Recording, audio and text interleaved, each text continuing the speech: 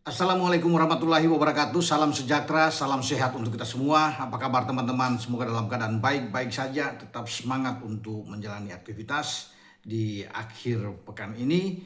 Dan Mikel Merino kembali menjadi super sub yang paling top. Paling tidak di dalam dua pertandingan terakhir bersama La Furia Roja.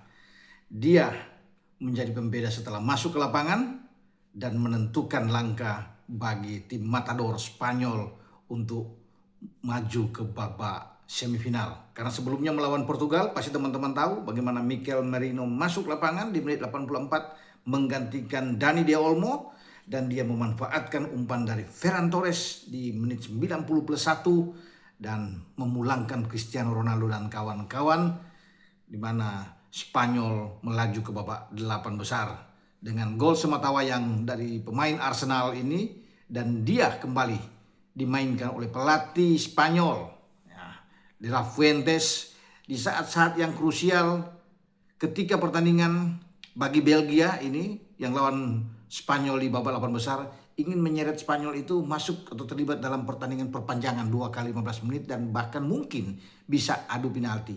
Tetapi itu tidak terjadi. Spanyol mengunci tanpa perlu untuk perpanjangan dan adu penalti.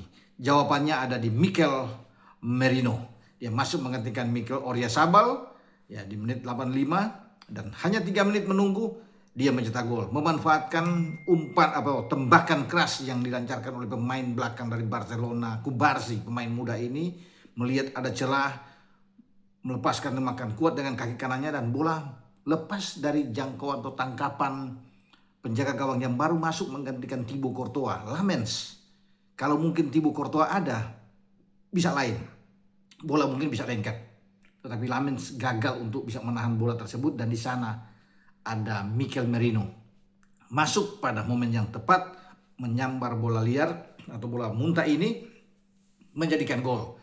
Dan itu cukup bagi Spanyol untuk bisa mengalahkan Belgia dengan 2-1. Karena sebelumnya bagaimana Fabian Ruiz juga sudah mencetak gol membuka untuk Spanyol, tetapi direspon dengan cepat hanya dalam 11 menit oleh pemain depan Charles de Ketelaere untuk menjadikan gol ketiga pada musim turnamen Piala Dunia saat ini. Ketelaere menyambut umpan yang dilayangkan oleh Castagne dari sisi kanan pertahanan sebelah kiri Spanyol, dan di sana tepat sekali sundulan dari De Ketelaere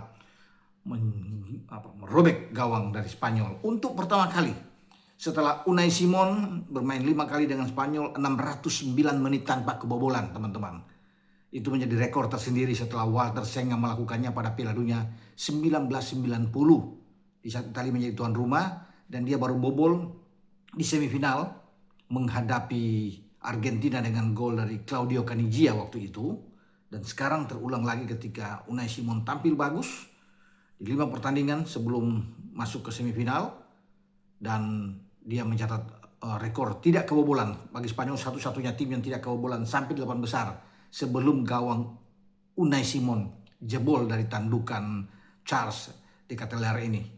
Ya, sehingga habis sudah keperawanan dari gawang Spanyol tertembus. Namun walaupun harus tertembus menjadi gol pertama yang bobol bagi gawang Spanyol, tapi Spanyol harus ya bereforia lah menyambut kemenangan ini dengan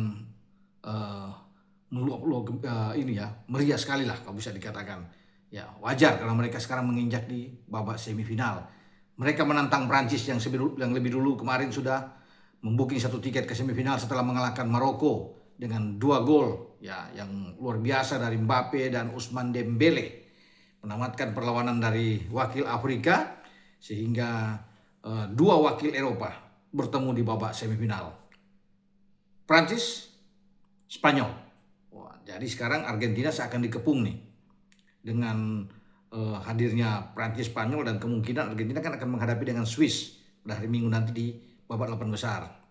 Satu-satunya tim dari Amerika Latin yang tertinggal ya di pesta bola akbar ini, karena Argentina kita tahu sebagai juara bertahan juga.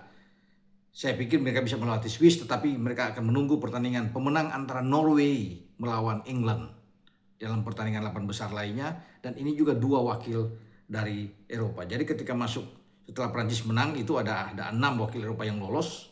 Ya sekarang ketika Belgia tidak ada, tinggal 5 kita lihat karena sudah ada 2 di dalam.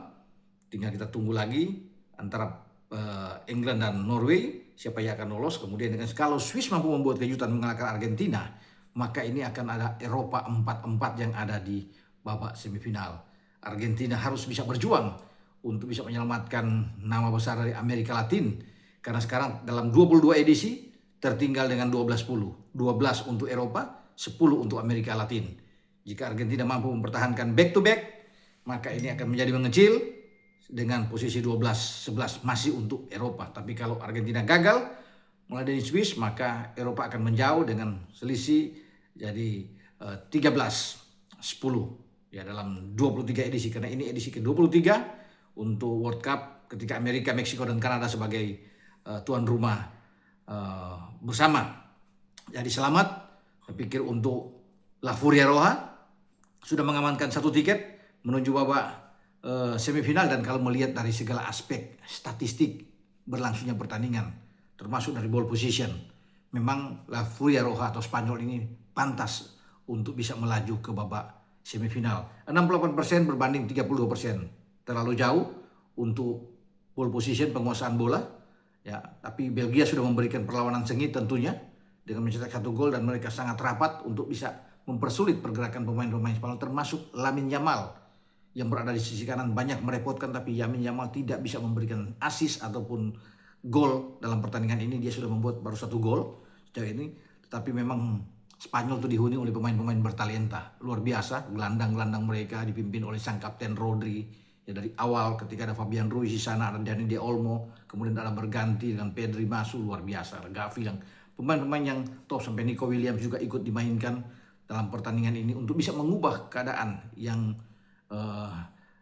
diperankan oleh pemain-pemain muda mereka, dengan La Fuente tentunya sebagai orang yang otak di belakang layar atau di pinggir lapangan yang terus bisa mendorong pemain-pemain dengan memberikan motivasi dan semangat yang luar biasa. Terutama bagaimana dia bisa mengubah keadaan dengan kembali memasukkan Mikel Merino. 18 tembakan dilakukan oleh Spanyol, sangat banyak dengan 8 on target, ada 2 gol di sana, berbanding hanya 5 tembakan dari Belgia dengan 2 on target dan 1 menghasilkan gol. Perpindahan bola, ya, passing ya dari kaki ke kaki yang dilakukan oleh pemain-pemain Spanyol itu mencapai 663 kali. Perpindahan bola teman-teman berbanding dengan 295 kali dari Belgia. Memang kelihatan sekali ya. Agak jomplang, agak jauh. Dengan akurasi operan Spanyol itu mencapai 91% berbanding 81% dari Belgia. Dengan 5 corner kick yang dimiliki oleh Spanyol, sementara Belgia 1 saja corner kick. Jadi semua gambaran ini kelihatan memang La Furia Roja pantas untuk bisa maju ke babak semifinal. Tapi kita akan tunggu big match yang sesungguhnya. Prancis yang akan mereka hadapi. Kuat di depan, menghadapi defense yang kuat juga dari Spanyol. Kita akan tunggu teman-teman untuk babak semifinal sambil menanti siapa yang ada di sebelah kanan, bahkan itu bracket antara Norway dan England, siapa yang akan menang. Tentunya England difavoritkan, tapi Norway sebagai tim yang berbahaya, kuda hitam dalam pertandingan dalam turnamen ini, bukan tidak mungkin mengejutkan seperti yang mereka kalahkan Brasil. Sambil juga berharap apakah Swiss bisa bermain dengan baik, ya sama seperti Cape Verde dan Mesir yang memberikan perlawanan terhadap Argentina. Argentina bersusah payah, atau Argentina akan dengan mudah Messi dan kawan-kawan bisa melahap Swiss dan mereka bisa maju ke babak semifinal sebagai satu-satunya wakil dari Amerika Latin yang dikepung oleh sederet ya tim-tim atau negara-negara Eropa yang kuat. Sekarang sudah ada Prancis dan Spanyol, tinggal menunggu. Jika England masuk, ini akan menjadi juga big match yang sangat dinantikan oleh banyak orang. Dengan saya, Bung Ropan, wassalam, ciao.